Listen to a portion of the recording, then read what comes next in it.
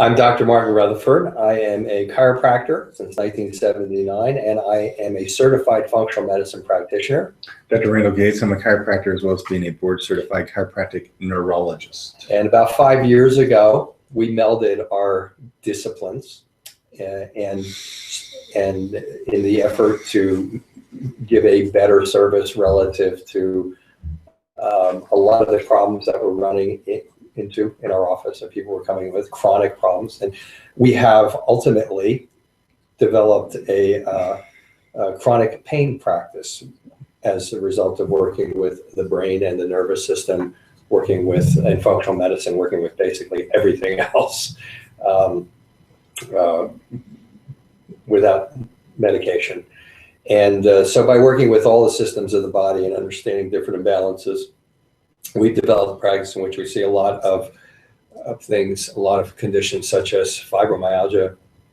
A large percentage of our practice is peripheral neuropathy, a lot of chronic fatigue. We see a lot of restless leg syndrome, dizziness, vertigo, migraine. And I'm mentioning this because there are uniquenesses and differences to all of those. There are strains of conditions that and chemical processes and neurological processes that run commonly, believe it or not, through all of those. And then there are things that are not common to them. One of the common issues that we run into with these patients in our office is something that we call, in the clinical aspect of treating people, in the therapeutic aspect of actually applying the techniques that Dr. Gates utilizes in the brain rehab area. There's a concept called metabolic capacity that all of these people have. Mm-hmm. And to some degree, it's their ability to withstand stress on their system. Mm-hmm. But we've had patients who have a difficult time understanding what metabolic capacity is. And so we thought that we would discuss that in a little bit more detail. So a lot of our patients are sick, as you commented on. A lot of our patients have neurological conditions where areas of their brain may not be working correctly, peripheral nervous system may be damaged, commonly due to metabolic conditions, as Dr. Rutherford alluded to, autoimmune processes where the immune system can maybe kill a certain part of the brain, maybe have blood sugar issues, where you have diabetes, and the excess sugar is damaging the brain, whatever the cause is. It causes the brain not to be functioning as strongly as it could in certain areas. And we go in and we try to rehabilitate these areas of the brain while addressing the metabolic cause. And what we've seen and what was taught to me by Dr. Carrick, because Dr. Carrick really implemented this paradigm of metabolic capacity. And me by Dr. Karazi. Yeah, exactly. That you have to be very cautious in how much stimulation you give to the brain. We had a gentleman. To the degree that our motto here in these types of cases is that less is more.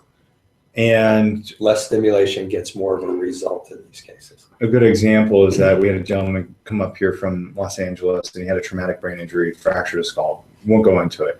Anyways, he had a major right frontal lobe issue.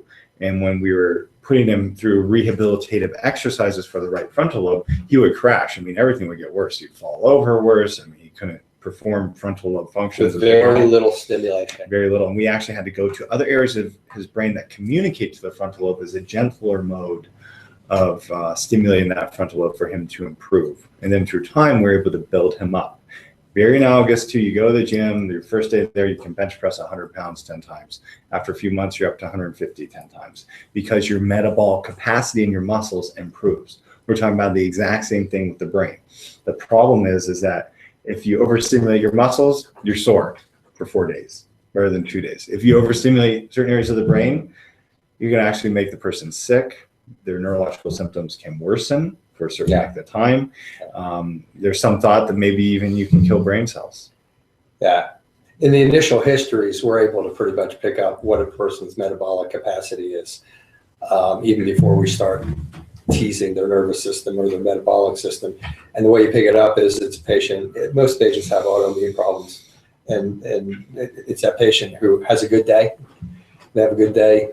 They have fibromyalgia, they have peripheral neuropathy, they have chronic fatigue, migraines, whatever it is. They have a good day, they're great. So what do you do on the good day? You got to do everything you haven't been able to do for the last 3 days because you haven't had energy or you haven't felt well. your pain hasn't been as bad. And then what do? You crash. You crash, and the next thing, your pain comes back more severe. Your energy goes away. You can't get up off the couch for the next 3 days. You have, on that day, exceeded your body's and your brain and your physiological metabolic capacity. Your capacity to do work was massively exceeded. Your body had a reaction to it, and then the next day you're down on the couch for the next couple of days. I think from those two perspectives, right. I think that's pretty much an explanation of what metabolic capacity is. And I'll just take it one step further. And relative to neuroplasticity, what I do is based on neuroplasticity. That's the concept that we can actually make the brain stronger in certain areas, make better connections, improve brain function. The brain is not just this immobile thing that once it's damaged, it's done. We're now seeing that other parts of the brain can be recruited to help with damage to a certain area of the brain. Well, anyways, we see that if you overstimulate the brain, give it too much, then you're not going to evoke neuroplasticity and not find that right level of stimulation. And that's really what Dr. Carrick has done relative to the dizziness and vertigo work that we do. We use a lot of the same exercises that a physical therapist trained in vestibular rehab will use, except we use it under the context that we go right to that person's metabolic capacity and just work them in that fashion. Whereas, not to be denigrated, but their model's a little different, where they try to overstimulate with the exercises to help the person to adapt.